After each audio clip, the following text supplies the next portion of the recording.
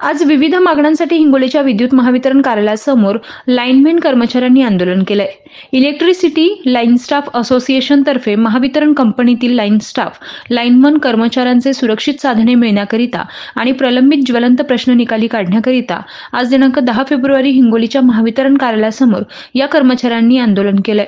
यामध्ये जिल्ह्यातील अनेक लाईनमन कर्मचाऱ्यांची उपस्थिती होती।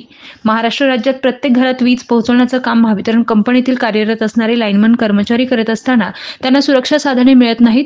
या संदर्भात त्यांनी अनेकदा मागण्या करून देखील त्यांना ही अत्यंत महत्त्वाची साधने मिळत नसल्यानं अन्याय होत असल्याचा आरोप त्यांनी यावेळी केलाय। त्याचबरोबर वरिष्ठ अधिकाऱ्यांकडून त्यांना धमक्या येत असल्याचा आरोप देखील त्यांनी यावेळी केलाय। माझं नाव संदीप गजानन गीते आहे। मी ईएलए संघटनेचा हिंगोली सर्कल अध्यक्ष आहे। आज आमच्या जे आंदोलन आम्ही पुकारलेलं आहे, या आंदोलनामध्ये आमच्या विविध अशा मागण्या आहेत, ज्याच्यामध्ये की नंबर 1ची मागणी अशी की महत्त्वाच्या की सुरक्षा साधने। आम्ही जेव्हा फील्डवर काम करत असतो त्यावेळेस आम्हाला वेगवेगळ्या साधनाची गरज असते। उदाहरणार्थ झुला झालं, पक्कं टेस्ट झालं, इत्यादी फ्यूज तार झालं, अशी लँडिंग सीडी वगैरे अशी भरपूर आम्हाला गरज असते। ते साहित्य नियमानं आम्हाला आमच्या प्रशासनानं पुरवावा असं नियमात असते।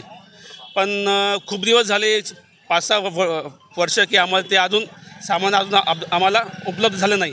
फक्त आम्हाला नेहमी त्यांच्याकडे विचारपूस केली असता की यावर्षी भेटेल, पुढल्या वर्षी भेटेल, अशा फक्त आम्हाला हे करत आहेत, आश्वासन देत आहेत।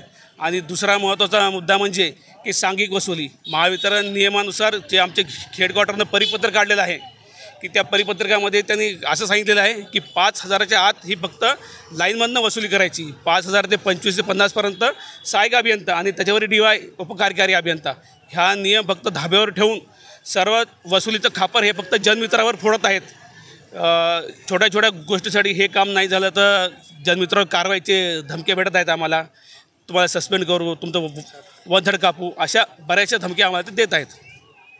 त्याच्यासाठी आम्ही आज द्वारसभेचं आयोजन केलं आहे आणि या द्वारसभेची जर प्रशासनाने दखल घेतली नाही तर येत्या 18 तारखेला पुन्हा आमचं एक आंदोलन आहे आणि समोरील आंदोलनाची रूपरेषा 24ला पण आहेत। असे खूप आमच्या अजून आंदोलन आहे।